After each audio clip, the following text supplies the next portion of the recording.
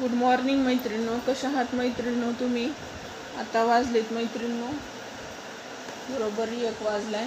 माझं जेवण झालं, आत्ताच मी जेवण केलं. आता पसाराही आवरायचं तसंच आहे. आता आवराईल म्हणलं, चला म्हणलं एखादा व्हिडिओ टाका मैत्रिणींना. म्हणजे आत्ताच जेवण केलं मैत्रिणींनो. ह्याची दोडक्याची भाजी केली आणि पोळी केली.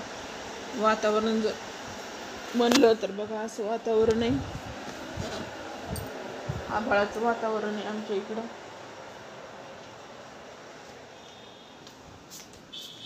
थोडं ऊन आहे आणि थोडंसं का आभाळ आले, भरपूर आले आभाळ. ऊन चपकायले नुसतं.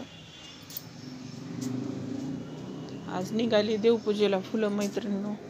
काय वरी पण भरपूर फुलं आहेत आज. तर हे छोटी छोटी उगवलेत, ती उपटायचे आता.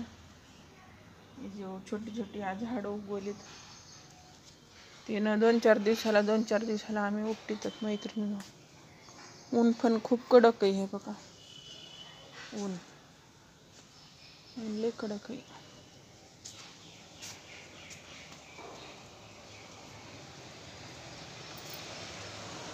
चट चट चट खायले ऊन.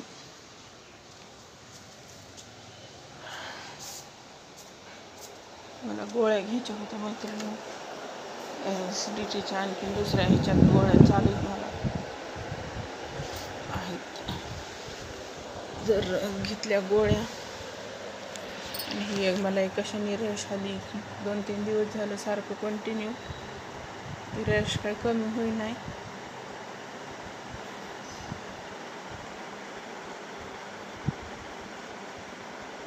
होईल कमी, तरी मी काहीच प्रॉडक्ट लावलं नाही बघा. त्या दिवशी मी तसं साध पावडर लावलं होतं. फेअर अँड लवली सुद्धा लावली नव्हती मैत्रिणींना. फेअर अँड लवली सुद्धा लावली नव्हती. केस एवढे गळायलेत माझे आता. उद्या मी काय करणार आहे, संध्याकाळी तांदळाचं पाणी, तांदूळ भिजत घालणार आहे.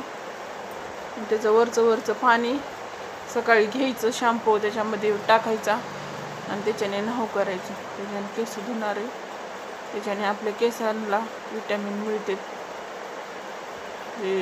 तांदळाचं पाणी असते रात्रभर दिवसभर राहिलेलं, ती सकाळी त्याच्यात थोडा शॅम्पू टाकायचा त्या पाण्यामध्ये आणि धुवून घ्यायची. छान होते केस.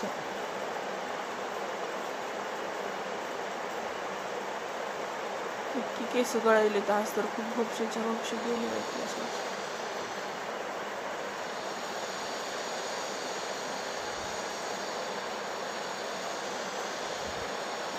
डायमुळं पण जातात केस, पण काय करावं, त्यांना नाही इलाज आहे.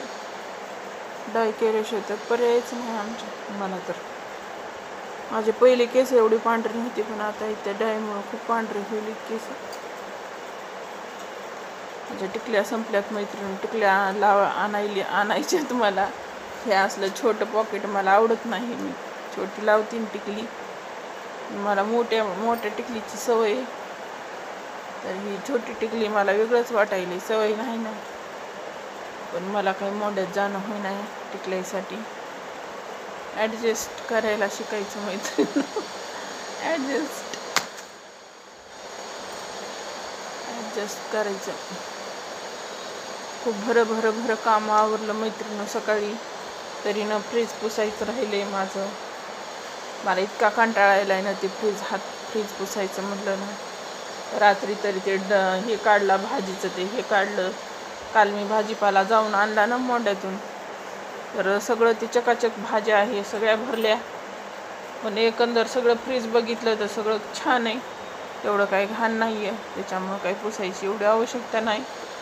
पण एकदा पुसून सोडा लावून ठेवा म्हणायली मी. आता कामच करू वाटत नाही आज तर. मला कंटाळाच यायला. आजकाल दळण करायचं आहे मला मैत्रिणीनं. एवढं मोठं काय केलेलं आहे, पण चाळून द्यायचंय आणि ती बाई दळून.